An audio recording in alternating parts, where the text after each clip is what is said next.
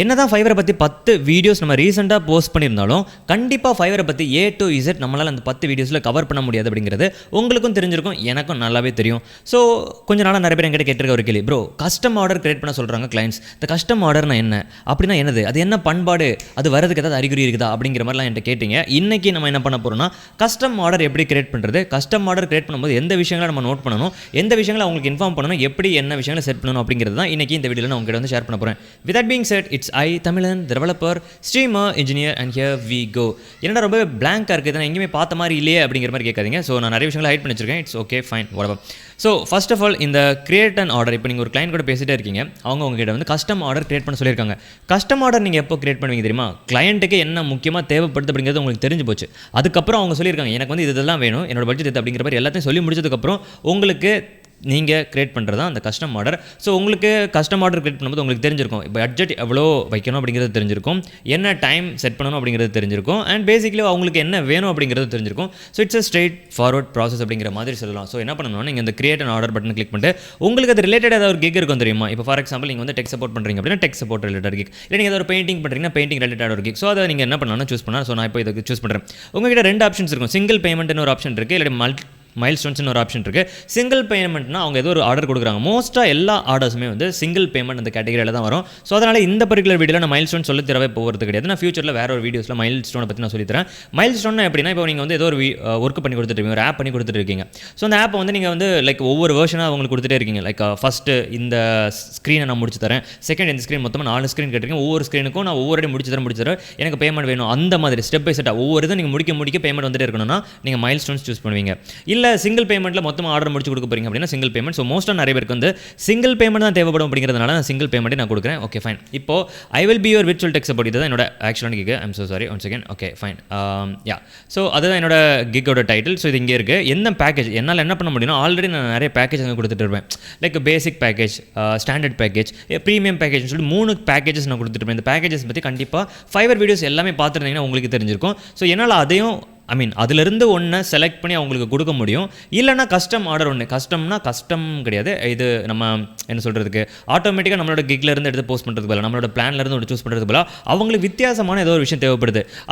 நம்ம already provide பண்ணுறதுல சில விஷயங்கள் அவங்களுக்கு தேவைப்படல, பல விஷயங்கள் அவங்களுக்கு தேவைப்படுது. அப்படிங்கிற பட்சத்தில் அவங்களுக்குன்னு சொல்லி ஒரு செல்ஃப் மேட், அவங்களுக்காகவே எக்ஸ்க்ளூசிவாக நம்ம ஒரு ஆர்டர் கிரியேட் பண்ணுறோம். அதுதான் இந்த கஸ்டம் ஆர்டர் அப்படிங்கிற மாதிரி சொல்கிறது. ஸோ இதில் நம்ம என்ன கொடுக்க போகிறோம் அப்படிங்கிறது 1500 வேர்ட்ஸ், கிட்டத்தட்ட ஒரு எஸ்ஸேவே எழுதலாங்கிற அளவுக்கு அதில் நம்மளால் என்ன பண்ண முடியும், டைப் பண்ண முடியும். ஸோ இப்போ இதில் நீங்கள் என்ன பண்ணுவீங்க தெரியுமா, இந்த கஸ்டம் ஆர்டரில் நீங்கள் என்ன கொடுக்க போகிறீங்க உங்களுக்கு, நீங்கள் சும்மா நார்மலாக அவங்க கேட்டுட்டாங்களே அப்படின்னு சொல்லிட்டு கஸ்டம் ஆர்டர் இருந்தாங்க, this is your custom order அப்படின்னு சொல்லிட்டு டைட்டில் போட்டுறக்கூடாது. நான் நிறைய இடத்துல என்னோட கிளைண்ட்ஸ்க்கு வந்து நான் சும்மா ஷார்ட்டாக வந்து என்ன மென்ஷன் பண்ணுவேன் அப்படின்னா, அவங்களோட time zone, like for example time zone சொல்கிறேன், அவங்க 1 மந்த் ஃபுல்லாக நான் உங்களுக்கு ஒர்க் பண்ணி கொடுத்துருப்பேன். அந்த ஒர்க் பண்ணி கொடுத்த டேட், அதுக்கப்புறம் டைமு, மொத்தம் எவ்வளோ மணி நேரம் அதாக இருக்குது, 1 மணி நேரத்துக்கு எவ்வளோ நான் சார்ஜ் பண்ணுறேன், அண்ட் மொத்தமாக எத்தனை ஹவர்ஸ் ஆயிருக்கு, எவ்வளோ ரூபா அவங்க பே பண்ணணும், இதில் நான் டிஸ்கவுண்ட் கொடுக்குறேன்னா, அதுக்கப்புறம் வந்து எக்ஸட்ரா பர்க்ஸ் ஏதாவது இருக்குதா, இல்லாட்டி ஃபியூச்சரில் வரும்போது ஏதாவது டிஸ்கவுண்ட் கொடுக்குறேன், இந்த மாதிரிப்பட்ட விஷயங்கள் எல்லாத்தையும் அதில் ஆட் பண்ணியிருப்பேன். ஸோ மோஸ்ட் ஆஃப் ஆல் நீங்கள் வந்து அதில் பெருசாக ஒன்று கொடுக்கணும்னு அவசியம் இல்லை நீங்கள் ஒரு 30 நிமிஷத்துக்கோ இல்லை ஒரு 1 ஹவருக்கோ நீங்கள் ஏதோ ஒரு ஒர்க் பண்ணி கொடுக்க போகிறீங்க. 1 ஹவர் அவங்களுக்கு கால் பண்ணி பாட்டு பாட போகிறீங்க. ஸோ 1 ஹவருக்கு நான் பாட்டு பாடுறதுக்குள்ள காசு, ஆர்டர் ஃபார் 1 ஹவர் 60 மினிட்ஸ் அப்படிங்கிற மாதிரி கூட நீங்கள் ஷார்ட்டாக முடிக்கலாம். பட் முடிஞ்ச அளவுக்கு என்ன பண்ணணும், நீங்கள் என்ன கொடுக்க போகிறீங்களோ அதை இதில் வந்து டிஸ்கிரைப் பண்ணணும். எதுக்காக நான் சொல்கிறேன்னா, நீங்கள் உங்களோட கிக்கில் வந்து இப்போ இதில் விர்ச்சுவல் டெக் சப்போர்ட்னு கொடுத்துருக்கேன், விர்ச்சுவல் டெக் சப்போர்ட் கேட்டகரியில் என்னெல்லாமோ வரும், அப்படி தானே.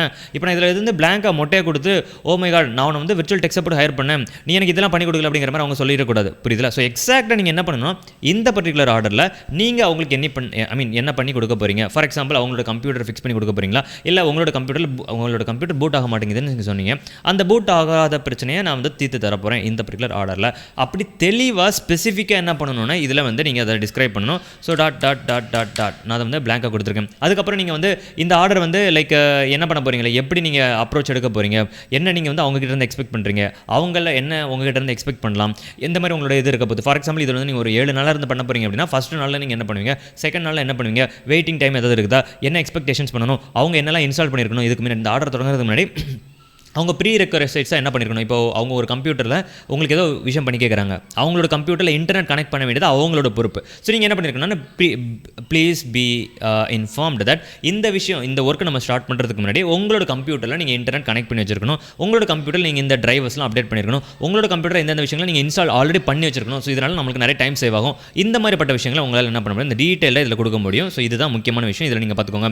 அதுக்கப்புறம் இந்த ரிவிஷன்ஸ் எல்லாமே ஆப்ஷனல் தான். ரிவிஷன்ஸ் நீங்கள் கொடுக்குறீங்க, இந்த ஆர்டர் முடிச்சு கொடுக்கும்போது ரிவிஷன்ஸ் கொடுப்பீங்கன்னா நீங்கள் ஆட் பண்ணிக்கலாம், இல்லைனா தேவையில்லை. பட் ரிவிஷன்ஸ் நான் முக்கியமாக என்னென்னு நான் சொல்லிடுறேன். இப்போ உங்களோட ஆர்டரில் ஏதாவது ஒரு பிரச்சனை இருக்குது அப்படின்னா அவங்க வந்து ஆர்டரை வந்து அக்செப்ட் பண்ணாமல் விடலாம்.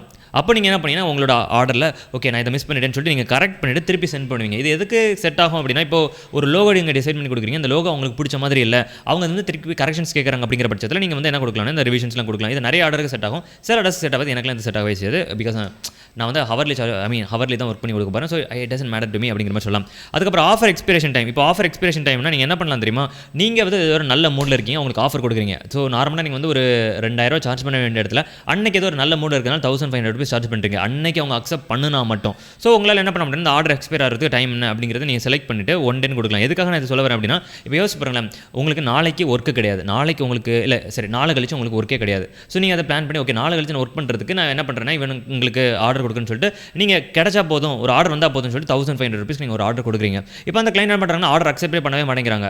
அவங்க வந்து 3 நாள் கழிச்சு வந்துட்டு உங்களோட ஆர்டர் அக்செப்ட் பண்ணுறாங்க, அன்றைக்கி உங்களுக்கு வேறு ஒர்க்கு இருக்குது அப்படிங்கிற பட்சத்தில் உங்களுக்கு பிரச்சனை இருக்கும். அப்படி தானே?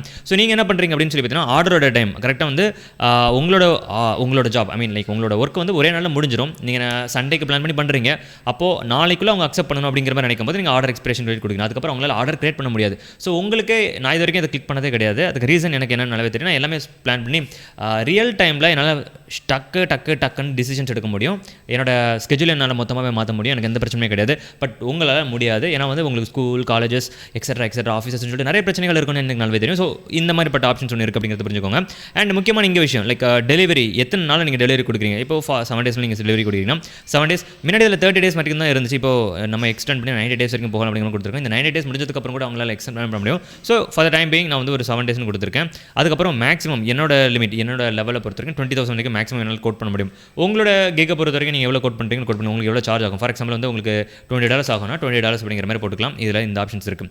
அதுக்கப்புறம் ரிக்வஸ்ட் ஃபார் ரிக்வயர்மெண்ட்ஸ் ஒன்று இருக்குல்ல, இந்த இடத்த தயவு செஞ்சு சொல்கிறேன், உங்களுக்கு வேணும்னா மட்டும் இதை எனேபிள் பண்ணுங்கள், இல்லைனா டிசேபிள் பண்ணிருங்க. இப்போ ஆல்ரெடி கஸ்டம் ஆர்டர் தான் நீங்கள் கிரியேட் பண்ண போகிறீங்க அப்படிங்கிற பட்சத்தில் அவங்க கிட்ட இருந்து ஆல்ரெடி நீங்கள் ரிக்வயர்மெண்ட்ஸ் வாங்கியிருப்பீங்க. அவங்களுக்கு என்ன தேவைப்படுது அப்படிங்கிறது உங்களுக்கு நல்லாவே தெரிஞ்சிருக்கும். அவங்களுக்கு ஒர்க்கை நீங்கள் என்னைக்கு கொடுக்க போகிறீங்க அப்படிங்கிறது உங்களுக்கு நல்லாவே தெரிஞ்சிருக்கும். அண்ட் அது மட்டும் இல்லாமல் எவ்வளோ சார்ஜ் பண்ண போகிறீங்க அப்படிங்கிறது நல்லாவே தெரிஞ்சிருக்கும். ஸோ இந்த டைமில் உங்களுக்கு ரிக்வயர்மெண்ட்ஸ் தேவைப்படாது. பட் இதில் ஒரு கேட்ச் இருக்குது. ரிக்வயர்மெண்ட்ஸ் நீங்கள் வேணும்னு சொல்லி எனேபிள் பண்ணி வச்சிருந்தீங்கன்னா எப்போ அவங்க ரிக்வயர்மெண்ட்ஸை சப்மிட் பண்ணுறாங்களோ அப்போ தான் ஆர்டரே ஸ்டார்ட் ஆக ஆரம்பிக்கும். அது வரைக்கும் உங்களுக்கு அந்த கவுண்ட் டவுன் டைம் ஓடவே செய்யாது. ஸோ சில பேருக்கு என்ன நினைப்பாங்கன்னா ஒர்க்கு வந்து டக்குன்னு முடிக்கிறதுக்கு அவங்களோட சைட்லேருந்து ஒரு ஒர்க்கு அந்த பட்டனை கிளிக் பண்ணுறது வரைக்கும் நீங்கள் வெயிட் பண்ணணும்னு அவசியம் இல்லை. அவங்களுக்கு நீங்கள் ரிக்வயர்மெண்ட் செக்ஷனாக நான் 4 டெக்ஸ்ட் பாக்ஸ் கொடுத்துருப்பேன். அதில் அவங்களோட பேர், அவங்களோட ஊர், அவங்களோட டைம் ஜோன், அவங்களுக்கு எப்போ ஒர்க் வேணும், அவங்களுக்கு என்ன வேணும், எக்ஸட்ரான்னு சொல்லி நிறைய கொஸ்டின்ஸ் நான் கேட்டிருப்பேன். ஸோ அதெல்லாம் ஃபில் பண்ணி அவங்களோட டைம் வேஸ்ட் பண்ண விரும்பலை. எனக்கு ஆல்ரெடி என்னென்னு தெரியும் அப்படிங்கிறதுனால நான் என்ன பண்ணேன், நான் மோஸ்ட்டாக இந்த ரிக்வஸ்ட் நான் வாங்கவே மாட்டேன். ஸோ இங்கே ஒரு நோட்டீஸ் வந்திருக்கும். இப்போ நீங்கள் இது எனேபிள் பண்ணணும்னா அவங்க ஆர்டருக்கு பே பண்ண உடனே வந்து என்ன நடந்துடும், இது ஸ்டார்ட் ஆயிரும், அந்த ஆர்டர் ஸ்டார்ட் ஆயிரும், கவுண்ட் டவுன் ஆரம்பிச்சிடும், உங்களுக்கு பரவாயில்லையா அப்படிங்கிற மாதிரி ஒரு நோட்டீஸ் வந்திருக்கு. So it's okay for me அப்படிங்கிற சொல்லிட்டு சென்ட் ஆர்டர் கொடுத்தா போதும் அவங்களுக்கு போயிடும். அவங்களுக்கு எந்த மாதிரி போகும் அப்படின்னா இந்த மாதிரி போகும். ஸோ இந்த மாதிரி போகும். இதில் அக்செப்ட் பண்ண ஆர்டர்ஸ் வந்து இந்த இருக்கும். அவங்களுக்கு தெரியுதுன்னு நினைக்கிறேன். லைக் நான் 35 லைக் சொன்னேன், மொத்தமாக அந்த போன மாதம் வந்து ஒரு பர்டிகுலர் கிளைண்ட்டுக்கு நான் 3 hours and 30 minutes ஒர்க் பண்ணியிருக்கேன். ஸோ அவங்க ஆர்டர் அக்செப்ட் பண்ணிட்டாங்க எப்படி இருக்கும், offer accepted and view order, அந்த ஆர்டர் பின்னால் பார்க்க முடியும் அப்படிங்கிற மாதிரி இருக்கும். இதை வந்து இன்னைக்கு சென்ட் பண்ணது அப்படின்னு சொல்லி பார்க்கும்போது இங்கே வித்ட்ரா, ஏன்னா அவங்க அந்த ஆர்டர் அக்செப்ட் பண்ணவே இல்லை, நான் டைம் லிமிட் எதுவுமே கொடுக்கவே இல்லை. அவங்க கொஞ்சம் லேட்டாக தான் அக்செப்ட் பண்ணுவாங்க, எனக்கு அது தெரியும். அவங்க கிட்ட அந்த ரிக்வயர்மெண்ட்ஸ் வாங்க போகிறதுல அவங்க ஆர்டர் அக்செப்ட் பண்ணதுக்கப்புறம் அவங்க நான் டக்குன்னு சப்மிட் பண்ணி கொடுத்துட்டு க்ளோஸ் பண்ணி முடிச்சிடும் அப்படிங்கிற மாதிரி தான் இருக்கும். ஸோ எனக்கும் எந்த காம்ப்ளெக்ஸும் கிடையாது, அவங்க சைட்லையும் எந்த பிரச்சனையும் கிடையாது. ஸோ எங்களோட இந்த ரிலேஷன்ஷிப் இந்த மாதிரி தான் போயிட்டு இருக்கு.